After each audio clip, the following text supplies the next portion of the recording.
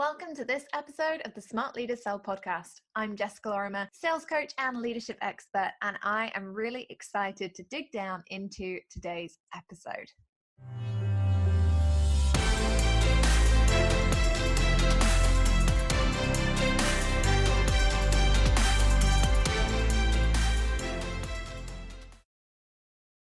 Well, poddies, can you believe it is May 2020? How did this happen?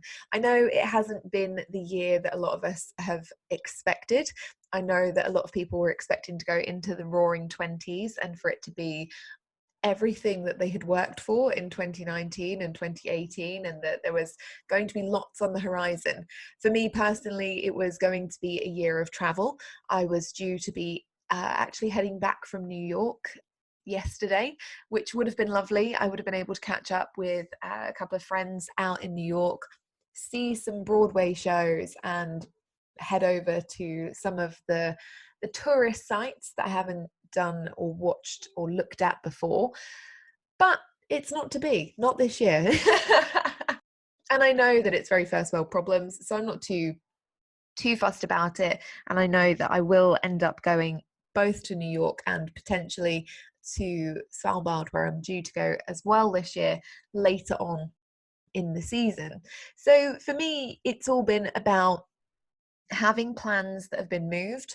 There were lots of things that I was planning on doing this year, lots of travel, lots of concerts, lots of theatre plans that have all been moved. And actually, I'm looking at that positively. I'm thinking that 2021 is now going to be the year where I just go and watch and see and look at and consume interesting things, go on interesting travels, and make the most of heading out to different places and meeting different people. So if it hasn't been the year that you've been expecting so far, don't worry. I think we're all with you. I know that a lot of you have been absolutely amazing. You've been homeschooling children, you've been working on your businesses. Some of you have had to make difficult decisions around team hires, furloughing staff, and how you're going to move forward during the pandemic. But it's also an interesting time for a lot of us, because one of the biggest things that I'm hearing at the moment is that people are using this time wisely. They're using it to reflect on the businesses that they've built, on the lives that they've built, and whether or not that's what they want to go back to after the pandemic is over. And actually that ties in really well with this time of year, because as those of you who've been following the podcast for a while will know, May is my business birthday. And this year it is 6 years since I started running my own business full time. And that's very exciting, but it is also that time of reflection. And I wanted to share my lessons, the things that I've loved, the things that I've learned, and the things that I've lost out on over the last 6 years, and some of the decisions, the key decisions that I've made, and obviously how you can use that to reflect on your own business and where your business is going to go in the years ahead. So let's start out with the simplest of these reflections, I think. When I was listing these down, it was quite interesting to look at the journey that my business has taken over 6 years. I think the first thing to say is that when I set up my business, I actually didn't really know how it was going to work out. And I feel like there should be that kind of dramatic da da da noise there, because I know that so many people set up their businesses and they have an overall purpose in mind and they're doing something much bigger than themselves. But I didn't really have that. I set up a business because I had to leave my corporate job because of my health. And so it wasn't ever something that I'd really planned. I just needed to make it work. I needed to be able to pay my bills. And so when I set up my business, it was in a very different direction to the one that I have right now. In some ways, it's actually come full circle. I left the corporate world. I set up a business that I wasn't sure that I really wanted, but was kind of forced to. I realized that I hated social media. And I kind of came back full circle to now teaching people how to sell B2B, which is what I'd been doing in corporate anyway, but just from the flexibility of my own home and pajamas. So, it's all a win. It's really interesting for me though, because I see so many people who, when they're starting out in their business, they feel like the direction they pick has to be the direction they take forever. And I guess that's the biggest thing that I've learned, is that the people who spend so much time trying to get that almost granular level of clarity, what is their business going to do for the next 5 years? Who exactly will it serve? Which are the key milestones that they need to hit? At what stage will they do that? And planning out their years and months to such a granular degree right at the beginning, those are the people who it tends to take longer for business to work and for it to be the success that they want it to be, because they focus so hard and they overthink the plan. And before you know it, the plan that was just, my business needs to cover my mortgage every month, becomes, oh my goodness, I'm feeling such pressure because I have to build this 6 or multi-6 or 7-figure business, and I have to be an influencer, and it's overwhelming. I'm going to be on social media all of the time, and they're freaking out about problems they don't have yet. And so in some ways, that was really a positive for me, that I wasn't forward thinking, even to the 3-year mark. When I set up my business, I wanted to make it past year 1. And that was it for me. I wanted to make it past year 1. I wanted it to pay my bills. And that was that.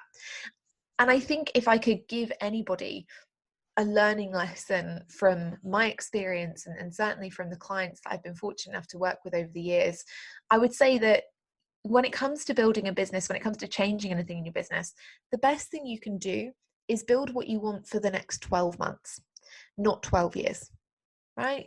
Work in 90-day sprints, make your life easier, have a key focus instead of trying to always think about the bigger picture.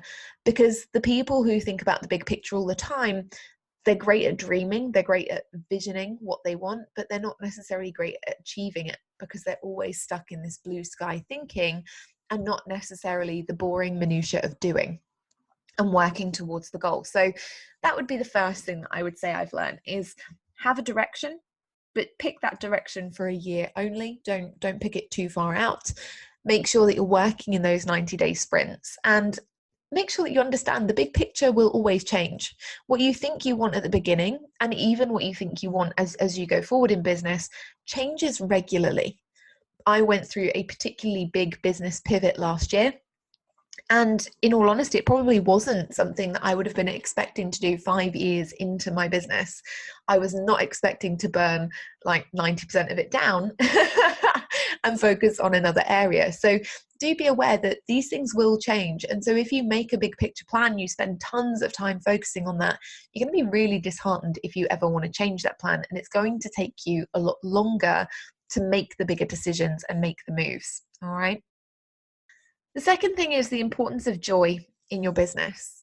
It has been something that has really stuck with me over the last 6 years. And don't get me wrong, there have been times where it's been really hard to run a business. I set up my business in 2014. I watched probably the end of the online Facebook group boom. I came into the online space at a time where people were doing some really shady things, and it made me recognize how many cowboys are out there, or cowgirls to be equal. But it made me recognize that that wasn't the person that I wanted to be, and that it didn't make me happy to see that online. And for a lot of years, I really rebelled against this. I rebelled against it by trying to be very different, trying to make my services stand out, trying to talk regularly about the importance of integrity and morals to people who were not interested in those things. And it even, manifested itself in terms of the way that I would charge for products and services. For years, I really undercharged in my market, because I would always get people who found me 6 months or a year after they'd been burnt by somebody else. And I felt so guilty. I took on so much guilt for the actions of others that actually I probably held my business back more than I needed to. And that's why it's important to actually like the business that you're building. Even though I held it back, even though I was frustrated at the industry, even though I was seeing a lot of people really destroy the reputation and names of coaches in the market, and specifically using shady sales tactics and diminishing the reputation of sales execs around the world, I still loved my business. I loved my clients. I loved showing up every day.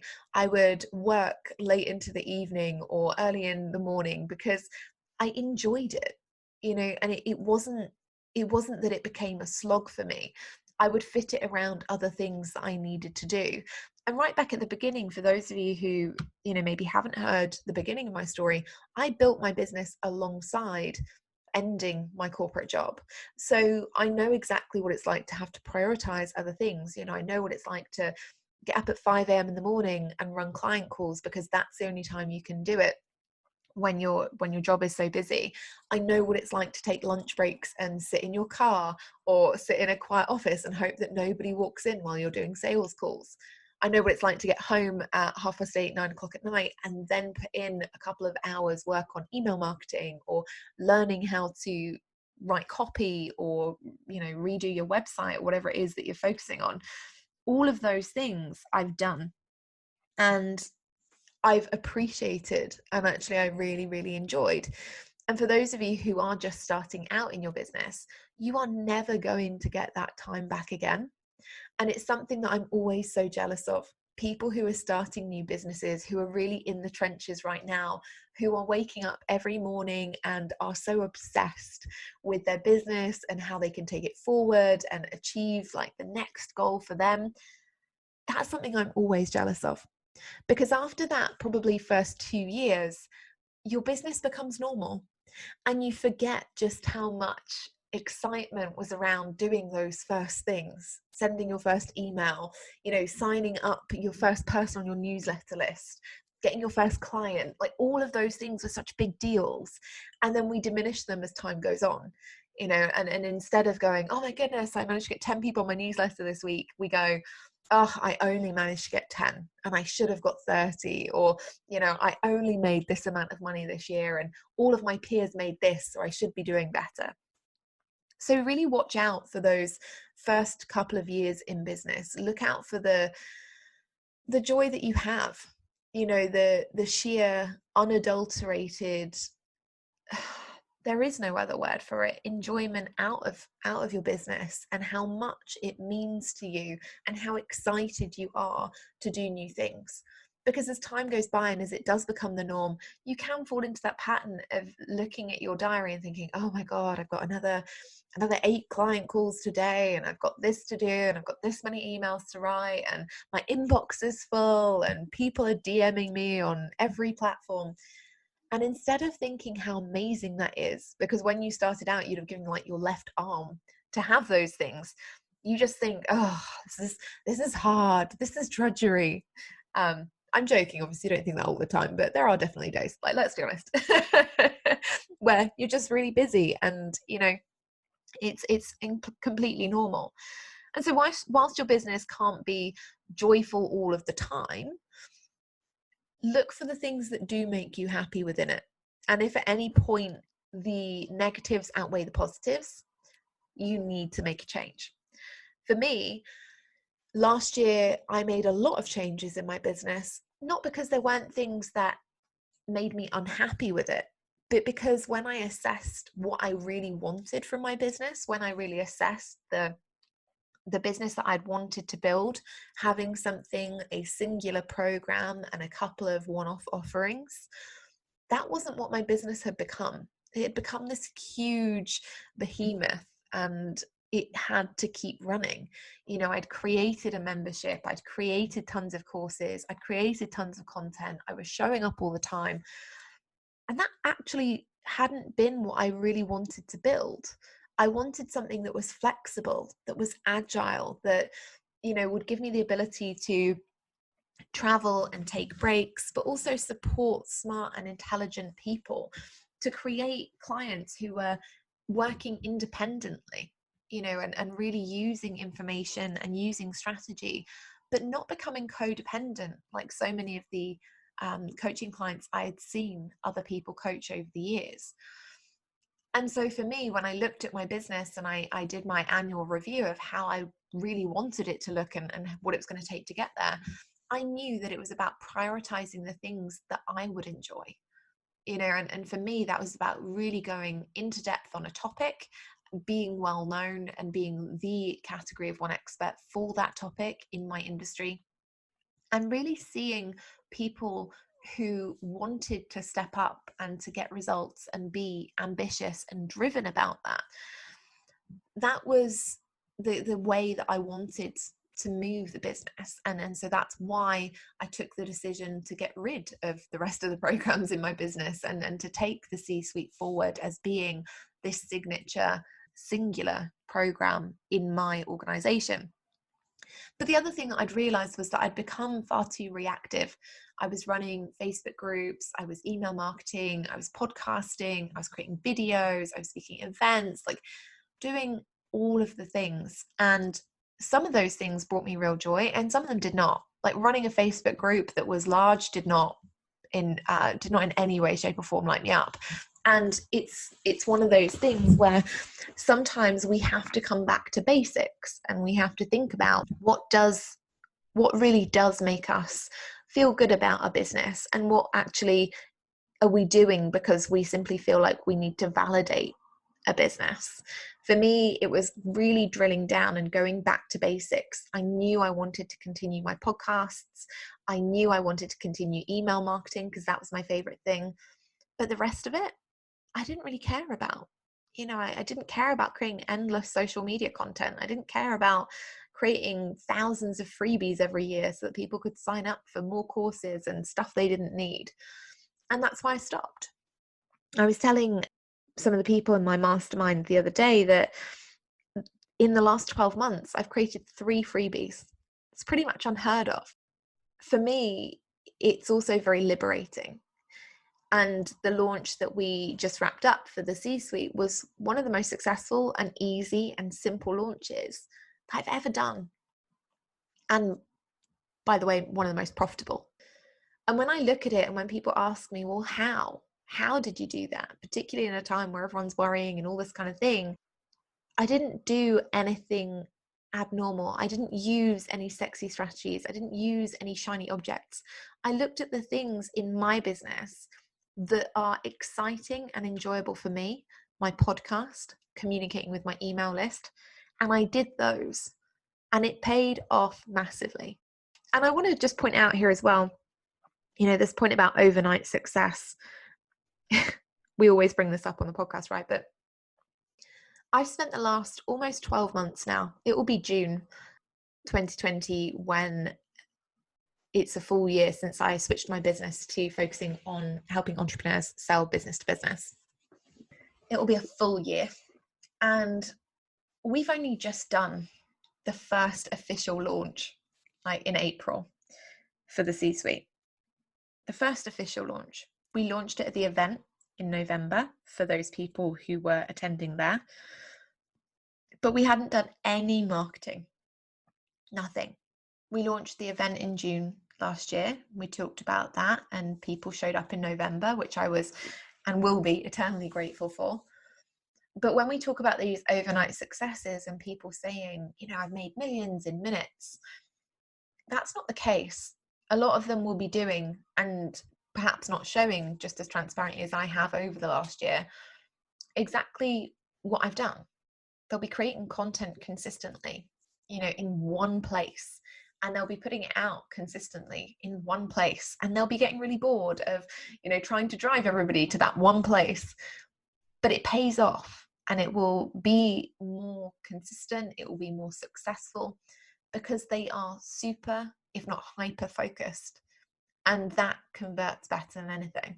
So if you're out there and you're thinking, well, I'm gonna get a YouTube channel, and I'm gonna create a podcast, and I'm gonna get an email list up and running, and I'm gonna get a blog, and I'm gonna do this, good luck is all I have to say, because you will spin your wheels on shiny objects trying to do all of the things, and you won't be focusing on what actually matters for your business.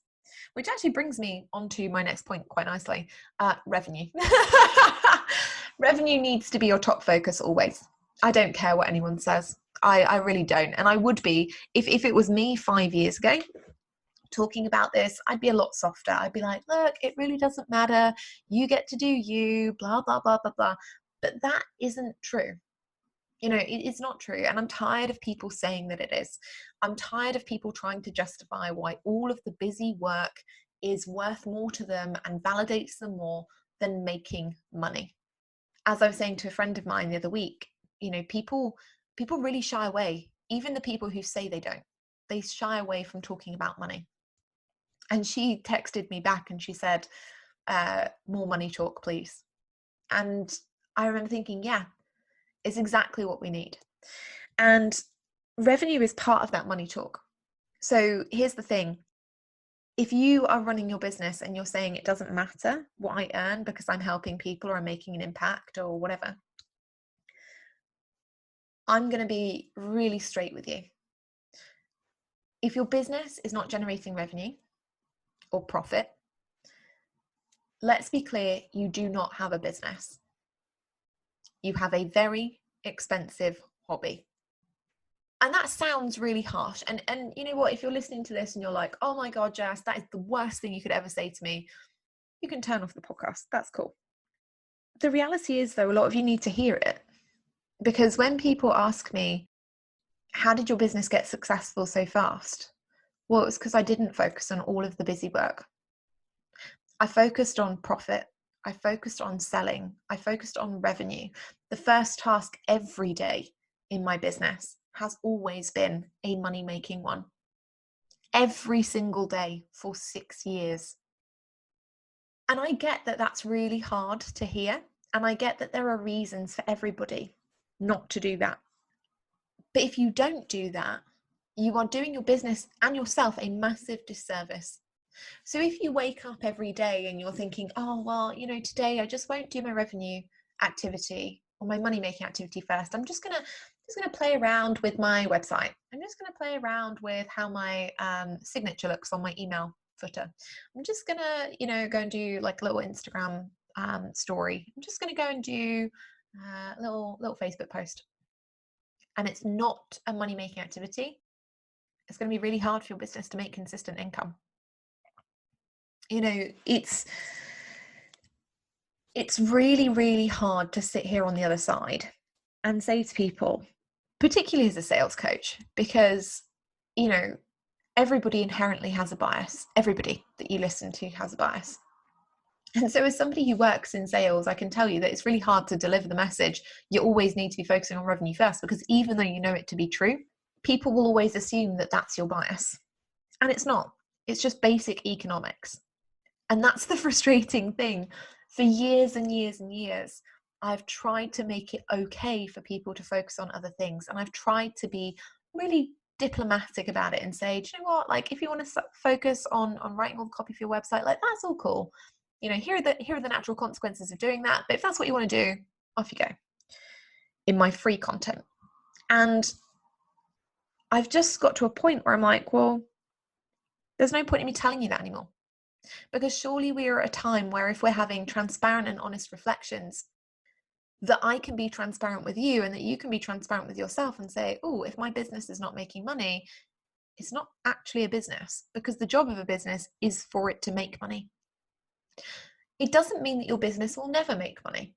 And that's the key thing. And that's the key shift I think a lot of people need to make, is that when we hear the harsh reality of it, sometimes it can push us and make us think, oh, well, you know, I should just give up trying then. Or, you know, you can almost fall into that, well, Jess said that I've only got a hobby, so what does she know? Like, I'm just going to keep doing this and be contrary.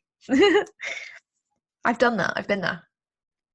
What I can say is that, you know, if your business is not making money right now, or if it's not making the money you want it to, if you just make a few simple tweaks, like putting a money-making activity first in your day, every day, without fail, guess what? You'll make money easily. And it is that simple. People are out there. They are always buying things. Companies are out there. They are always buying things. People are always buying is the message. But it's up to you to be selling. It's up to you to be doing the job for your business. because building it and expecting people to find you just isn't the case anymore. And you can do all of the SEO work that you want, and you can be top of mind by producing tons and tons of content endlessly. But selling is the only way that you will make money in your business. And after 6 years of doing the same things every single day, and it must drive my team nuts, because I get to my desk in the morning about 9 o'clock, and I get all these emails from my team, and they'll say things like, Jess, have you recorded this podcast intro for next month? Or Jess, have you had a chance to look at the social posts in the planner software that we use? Do you like the images? Or Jess, here are the weekly metrics. Can you have a look and let us know if there's anything else you want to know about them? And before I look at any of it, and it's not that I don't care about any of those things, but before I look at any of that, I go and do a money-making activity. Might be proactive outreach, might be sending an email newsletter with a sales thing in it. It might be following up with somebody I had a discovery call with. There are lots and lots of things that I might be doing. But before I do anything that my team have asked, and these are people who are paying me or who I'm paying, to chase me. Before I do anything that they want, it's always a money-making activity. And it's got to be the same for you. Even if you don't have a team, even if it's your journey for the next 6 years, and you get one thing from me, just show up every day, Monday to Friday, with a sales activity as the first on your list, and your business will be successful. It just will. Or you can choose not to. You can set the intention, be like, yep, next week, starting Monday, I'm going to do this. And then you might not do it. And then, you might not get the results you want. It's totally up to you. It's totally your decision. I don't judge it either way. But if you're looking at what I've learned from the last 6 years, it is that selling every day is genuinely going to be the best thing you can do for your business. The other thing is that the personal definitely affects the professional. I think I've talked about this quite a lot this year, but last year and over the last 6 years, I've had a lot of great things happen. I've traveled a lot. I've been on holiday. I have spoken at some incredible events, both nationally and internationally. I have delivered some incredible VIP days. I've spent some amazing time with family. I have grown as a person hugely. And equally, I've been through some of the worst times in my life. We've talked often on the podcast about loss, both in terms of business loss, in terms of personal loss. I've been and kind of outgrown friendships and relationships, and that's been challenging. I have been probably or had to be more resilient than I ever thought I would need to be. I've had more people comment on my personal attitude to life and the way that I look and my life choices in negative ways than I probably would have if I hadn't created a business. I've had people, take things that I've worked really hard on and just copy them and repurpose them around the internet and steal them. All of those things will impact how you feel about your business at any given time. The personal will always impact the professional if you let it.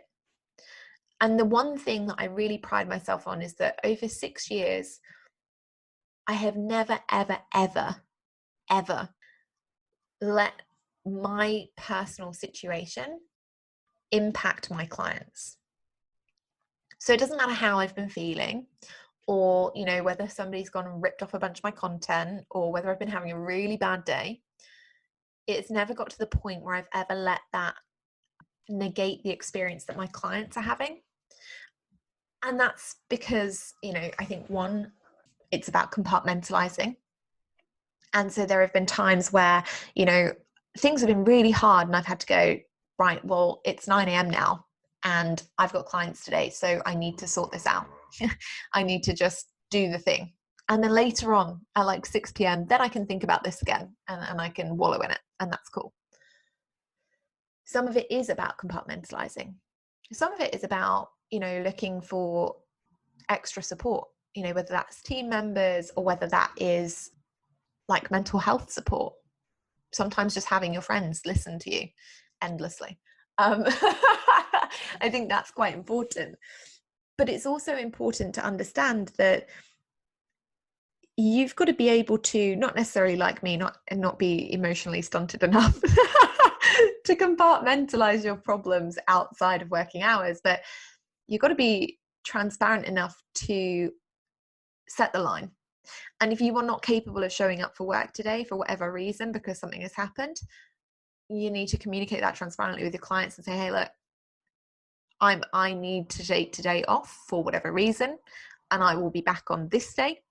And we need to reschedule a call or whatever. Because the worst thing that you could ever do is put a client or your audience in a negative position because you weren't necessarily ready to show up that day, and you did because you felt like you just pushed through and it didn't work. Yeah, just be aware of your own stuff. It's not about every time you're having like a little bit of a sad day, I will never watch Marley and Me for that reason, because I know that I would just cry for days. I just know that the dog definitely dies and I can't hack that. But if something genuinely awful happens, it's absolutely fine to take time out of your business. It's absolutely fine to give yourself the headspace. It's absolutely fine to not work weekends. Your business will not be less successful because you do any of those things. It'll be more successful because you are showing up 100% when you are showing up, and you're giving your all, whether it's your clients or your audience or your content, whatever. And that's what you've got to make sure you do. When you are showing up, it's 100%. And when you're not showing up, that's 100% too. Weekends for me, I rest. My clients know that I'm not around. They might put stuff in groups and things like that, but they have no expectation of me getting back to it before Monday, because they know that I'm not working. I'm resting. So the next week I can show up and be there to give my all, right?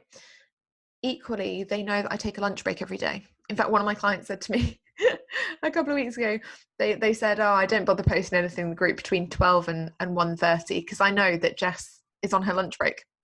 And it's true, every day, 90 minutes. And some days I'll go out for a walk. Some days I watch a couple of episodes of something on Netflix. Some days I just sit honestly in silence and eat and do whatever else I'm going to do, read a book. But that's my time. Just because I run a business, it doesn't mean I have to run a business 24 hours a day. I'm not reactive on social. That must actually get quite frustrating, because lots of people do comment on, especially on my personal Facebook profile, people comment some really nice things or some really cool stuff about allotmenting and things, and I might not get back to it for a week. And it's not because I don't want to, it's just because it's not something I prioritize. It's not something that I'm reactive to. I've got other things going on. When it's business time, I'm answering business stuff, and when it's my time, I'm answering my stuff. And generally when it's my time and I think about answering my stuff, I'm actually just out for a walk or playing with Max or at the allotment. So it takes a back seat, right? The thing that you've got to realize is that whilst the personal is always going to impact the professional, sometimes you have to just know where that line is for you, and know when you are not capable of showing up at 100%, and change that.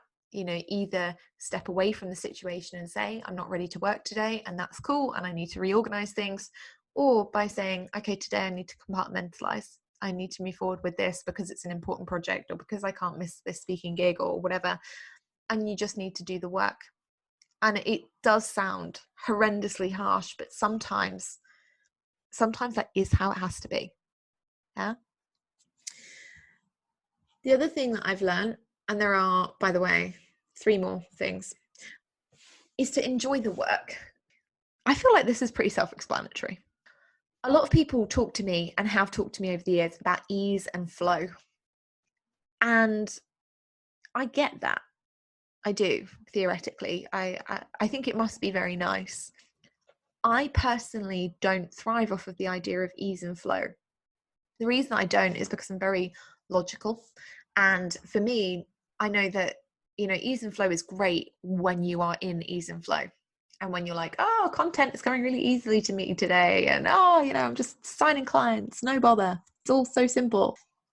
But when you're not in ease and flow, it's really hard to get anything else done. And so for me, that's why over the years, I've really worked hard to train myself on batching content and, doing other boring, like relatively boring tasks in my business, because I know that some days I just won't be able to focus. I won't be able to show up and just create content or create an Instagram story or whatever. I honestly, sometimes I just won't want to. And I don't want to feel like I have to, because that's not ease and flow. Instead, I think about the way that I operate my business and the fact that I enjoy the work. That's the thing that I look at most often. I enjoy the journey. The reason that I've been successful is because I thrive on the adrenaline of doing the work. I enjoy the work. Even when it's hard, I enjoy it. And so if you don't enjoy hard work and then watching it pay off, you're going to find this process a lot longer and a lot harder than it needs to be. But if you can find a way to enjoy the difficulty of it, like, and enjoy the consistency of it, and sometimes enjoy the sheer dullness of the fact that you're doing the same thing every day, then actually you're going to learn to enjoy it. You know, you're going to learn and almost like train your brain and your body to think, yeah, this is hard, but I still like it. I'm still going to show up, because you know that the results will come. And I think that is really valuable. For me as a human being, consistent is not something that I ever was.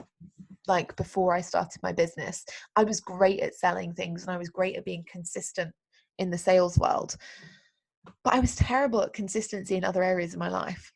I wasn't one of those people who could eat healthily, because I'd eat healthily for like 2 days and then be like, right, I have to eat 6 pizzas. And I just couldn't ever maintain a happy balance on things. But since starting a business and since, really making an effort to be consistent over the last 6 years, I've been consistent in a lot of other areas, and I've begun to enjoy the work in other areas.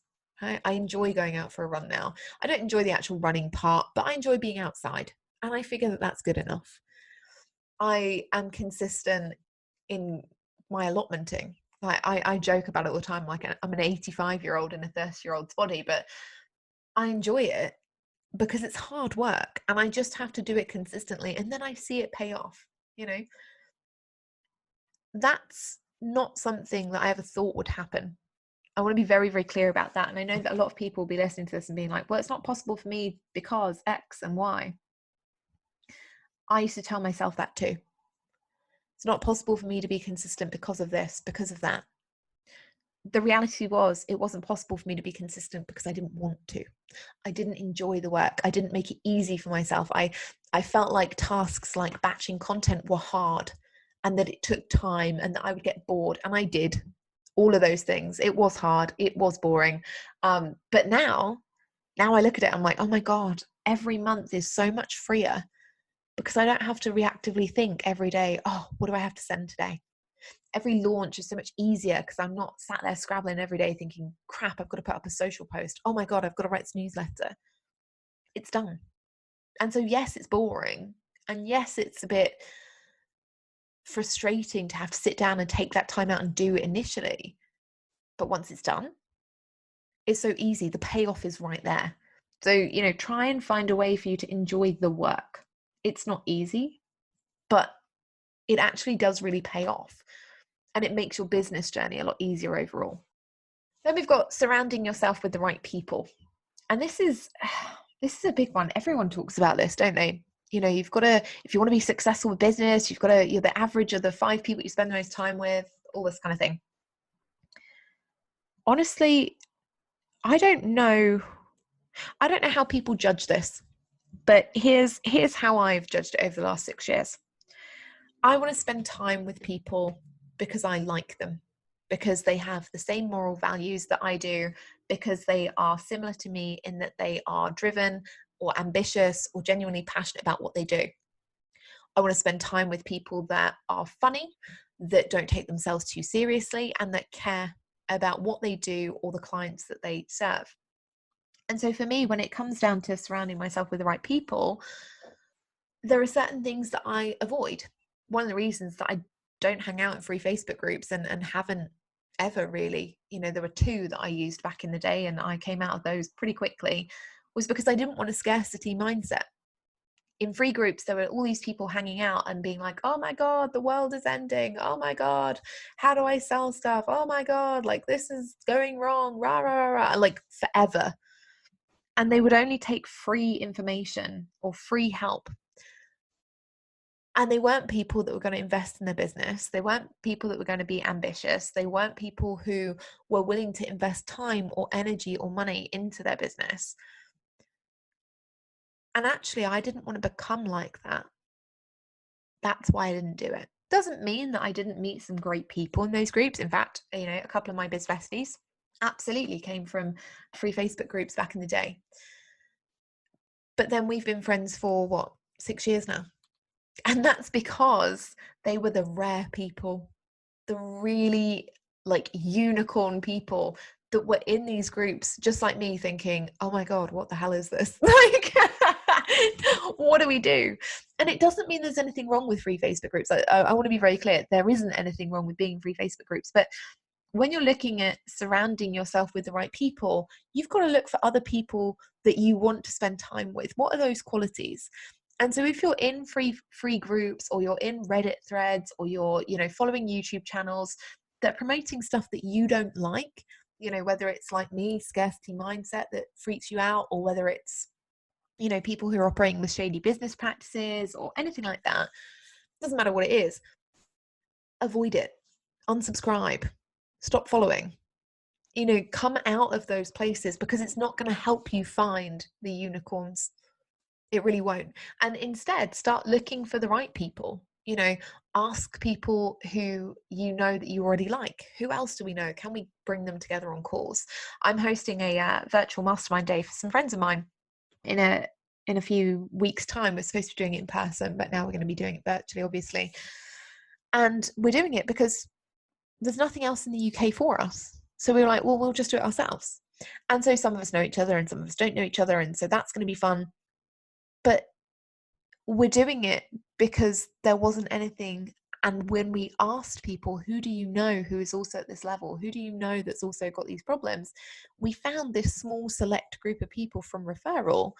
And now we get to spend time with each other and solve problems and do fun things. The other thing is that, over the course of your business, you will make business friends, and some of them will be great and some of them will maybe fade away. I've been really lucky. I have 3 biz besties that are, my kind of top people that always have my back, that I would always have theirs. Hang on to them. If you find your people, if you find your community, if you find your network, they're the most valuable thing you have. Like, they really, really are. My biz besties have seen me through some really, really challenging times, and they've seen me and supported me and been thrilled for me when I've achieved some massive, massive goals and been incredibly happy. That's really important to have on your side. It's important to have people who won't just validate you for the sake of it and go, oh yeah, everything you're doing is great, when it's not. It's important to have people who will say to you, oh my goodness, you're struggling in the exact area that I cater to. You need to buy my course or work with me. And then you go and do it. It's important to have people who will, when you vent to them, you say, oh my goodness, this thing happened, and and I did this, and I'm completely in the right. When you're not, they will go, actually, just to let you know, you're definitely wrong about that, and you should be doing things differently. And to have them who, when you've done everything right and you just can't see it, say to you, nope, you are completely 100% in the right, and you get to believe them because they're telling you the truth. Those people are so, so important. So when you find your biz besties, it doesn't matter. Like, sometimes if they're really tired and they make a snide remark, or, if you sell something that's quite similar, you don't have to worry about being competitive. They're not trying to steal your business. Like, hang on to them. Go on the spa days, go on the weekend trips, like, spend time in your day on Zoom with them. Make sure that you do the co-working. Make sure that you tell them when they're right. Make sure that you tell them when they're wrong. Make sure that you tell them if they need to buy from you or if you need to buy from them. Like, those things are so, so important. Communicating with those people transparently is important. Supporting them to the hilt is really, really important. And having and letting them support you. is genuinely one of the most valuable things in my business. And I say this as a woman who, I've never thought of myself as a girl's girl or a woman's woman, whatever. I always traditionally have gotten on better with men. And, you know, I've always been like, oh, well, women, because I find that women have been, you know, certainly in my teen years and in my early 20s, women were quite horrible to me because we've always been pitted against each other. But I have 3 biz besties that are all female and are incredible.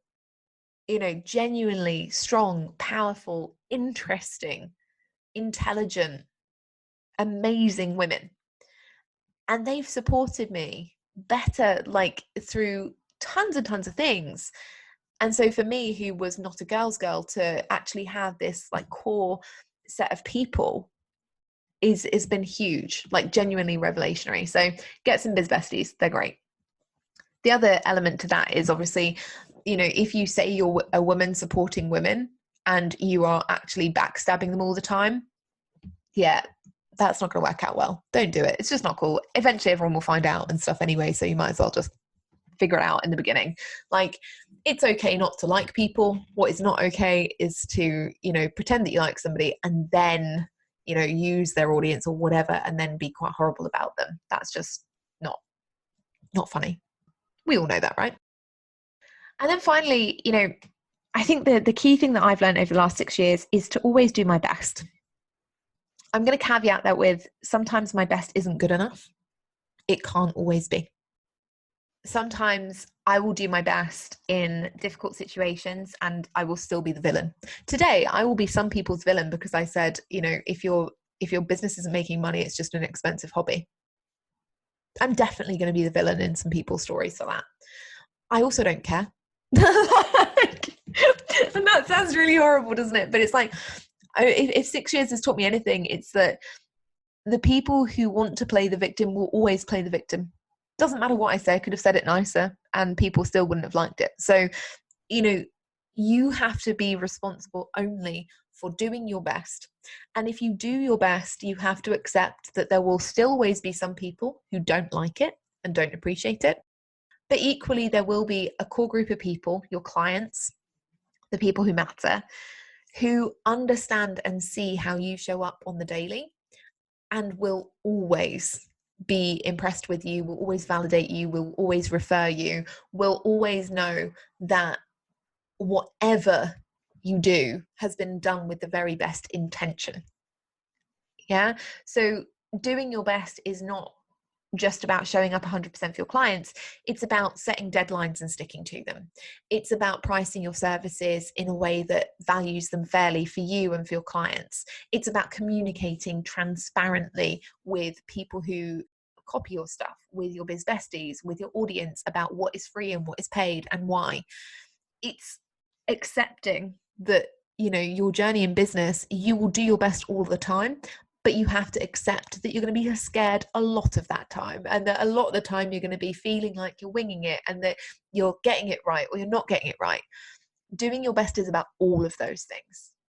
And it's about showing up in spite of some of them and showing up for some of them. I don't know if that makes sense. It makes sense in my head, but if it doesn't make sense to you, email me and I'll explain it differently.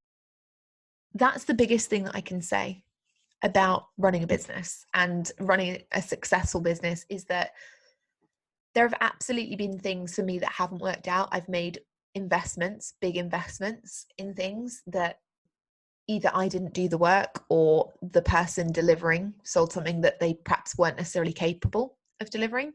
And I'm not bitter about that.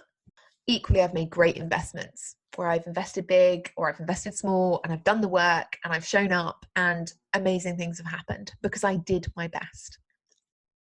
If something in your business isn't working in the way that you want it to, that's the key question you need to be asking yourself. Am I doing my best right now? Am I doing my best when it comes to sales activities? Am I doing my best when it comes to marketing my business? Am I doing my best to show up for myself? Am I doing my best to learn what I need to learn? Am I doing my best to implement everything that I've been told to? And if the answer honestly is yes, then it will pay off. But if you're looking at it and there's a little part of you that's like, wow, and we've all been there, right? Then switch. Pivot. Start doing your best now. Don't beat yourself up for not having done it before. Just start now and see what happens in a month or 2 months or 3 months or 6 months or 12 months or, 6 years. See where you are. Anyway, that has been my philosophical learning lessons from the last 6 years in business. And there are thousands of other things I could say, but for me, this is what came out when I was listing the things that were important or that I felt were most important to me. So hopefully they've been useful to you. If they have, obviously drop me an email or hit me up on Instagram and let me know what your key takeaways were from this episode. I will be opening up some virtual intensive spots with me for the summer period. So for June, July, August, there'll be some opportunities to have virtual intensives with me. If you're interested in that, drop me an email and I will be able to drop you some details back on what that might look like. I'll be doing probably 2 a month between June and August and the end of August, so 6 overall. And if you do want to have that time with me directly, then get in touch, drop me an email and we can have a little chat about the deets. All right, I will see you soon. Have an epic week. Next week's episode, I'm bringing not 1 but 2 guests to your earbuds. So make sure that you listen out for that one. I'm bringing in some incredible lead generation experts to talk to you guys about what's really important when it comes to lead gen. See you then.